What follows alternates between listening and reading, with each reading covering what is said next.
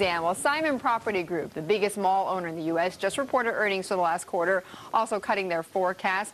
This quarter included the bankruptcy of its rival General Growth Properties and also growing concerns about the commercial real estate market. Well, with us this morning is an analyst who ranks among the best according to Bloomberg's own ratings of Wall Street analysts.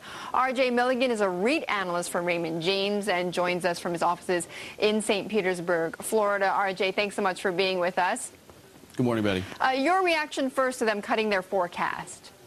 Well, Simon actually cut their forecast. However, if you take it out of the numbers, the $140 million charge that they took an impairment charge on their investment in Liberty International. If you take that out of the numbers, they actually maintain their guidance for the year. And the dilution from their second equity offering in the second quarter also took down their guidance. But taking those two one-time charges out, they actually maintain their guidance for the year. Okay, so not a big concern for you at this moment then with that move this morning. Then, RJ, the biggest question about Simon is what are they going to do with all that cash, particularly the cash they raised from that equity offering?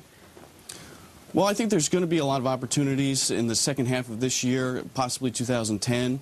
What a lot of the banks are doing are extending the maturities on some of these assets where the loans are coming due. So I think Simon's going to see some opportunities, but I think it's going to take a while before they actually come to market. A lot of the banks are just extending, and because even with the general growth assets, they're able to cover the debt service. Well, so when the time comes, though, for a company like Simon to come out, I mean, are they going to be looking first at the general growth assets, or where do you expect them to start buying if they're going to do that? I think it's going to be a collection of different places. General growth certainly is an opportunity, but I think Simon's just going to come out, and they have the balance sheet to do it, to make acquisitions. They have the access to the capital, and I think it's going to be from a collection of different places. Okay. If they were to buy General Growth Properties, because that's obviously their biggest rival, will they be able to buy these at distressed prices? Will they be able to get them on the cheap? I don't know how cheap they'd be able to get them, and I don't know if they would possibly even take over General Growth. I think they might be able to cherry pick some of the assets, but a full takeover I think would be difficult, especially with GGP and bankruptcy. I think that process is going to take quite a long time. Okay.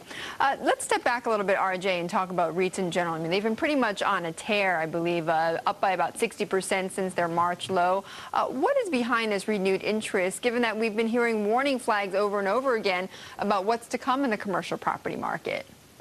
Sure. I think obviously fundamentals have been deteriorating over the past year and a half. So these stocks aren't trading on fundamentals. What they're trading on are the positive incremental economic data points that we've been getting over the past 2 months. The capital markets have loosened up, and it's just investors are a little bit more optimistic about these REITs and their ability to access capital, which has been the driving concern for the past year and a half, is the refinancing issues. And so far, General Growth really has been the only major one that has gone bankrupt in the last year or so. Are you going to expect? Or do you expect more big bankruptcies, though? We don't expect more big bankruptcies. The problem with General Growth was they stacked their debt maturities all at the wrong time.